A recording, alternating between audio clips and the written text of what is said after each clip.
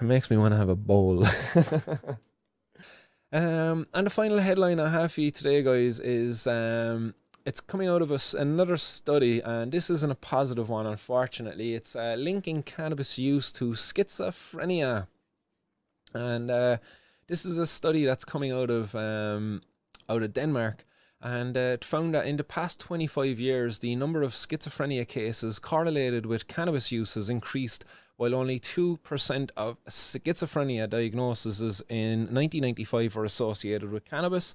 By 2010, that figure had risen to approximately 8%. So to reach this conclusion, they analysed decades worth of data from Denmark's National Health Registry, focusing on extreme users with cannabis treatment disorder. There is unfortunately evidence to suggest that cannabis is increasingly seen as a somewhat harmless substance. This is unfortunate since we see links with schizophrenia, poorer cognitive function, substance use disorders, and that's a statement coming from the authors of this study, coming out of the Copenhagen Research Centre for Mental Health, Karsten Herjok.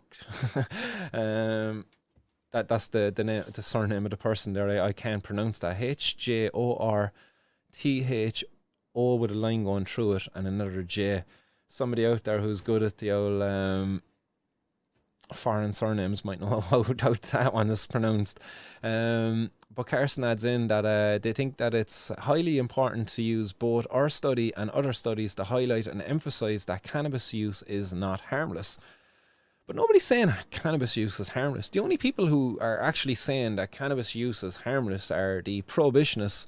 The prohibitionists are saying that we're saying it. I'm not saying it. I'm an advocate for cannabis legalization. I am not saying that cannabis use is harmless.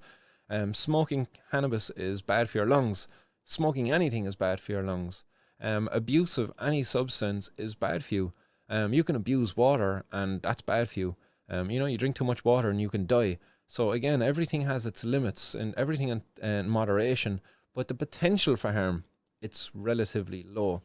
And these prohibitionists then, these supporters of prohibition, these researchers, they've gone out there and they've scoured through the data and they've taken back what benefits them in their story.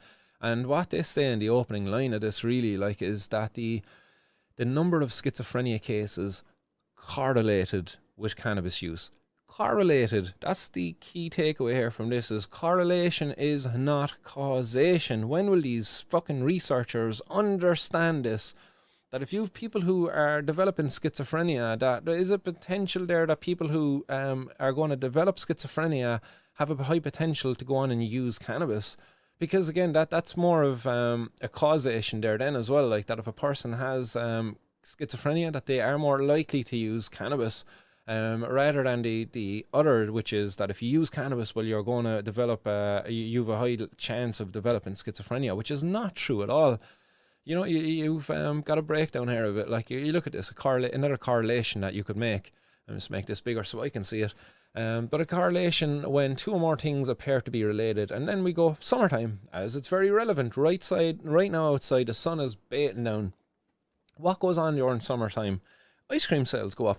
Because, you know, it's hot outside. What also goes up? Sunburn rates go up. And then you look at this little graph here, look. Oh, look, you can see, look, as ice cream sales go up, you see the sunburn going up then afterwards behind it. But does this mean eating ice cream increases your risk of sunburn? Well, the authors of that study might try to make that correlation, but it's certainly not. You know, it does not. Of course it does not. So again, cannabis use, I don't think it increases a healthy person's risk of developing schizophrenia. Now, for a person who's at risk of developing schizophrenia, in that they've a long family history of schizophrenia, maybe they're predisposed to it, like they were probably going to develop schizophrenia by the time they're 30 or 40. There's a potential there that cannabis could speed that up. Potential. That's what I would say. But for a healthy person, somebody like myself, you know, I definitely don't believe that I'm going to develop schizophrenia because I'm using cannabis, in fairness. Also, and I really liked this one. Shark attacks. Correlation is not causation. Ice cream sales and shark attacks can be correlated, going up together. Both the ice cream sales and shark attacks increase when the weather is hot and sunny, but they are not caused by each other. They are caused by good weather, with lots of people at the beach, both eating ice cream and having a swim in the sea. There you go, guys. You know what I mean?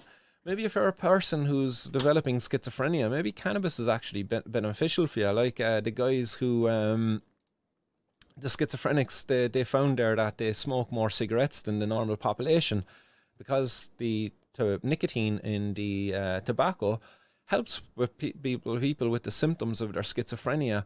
Again, I've talked about it here in the show before, like that the tobacco, nicotine, it's a nootropic. It's got a kind of compounds in it that enhance the activity of the brain.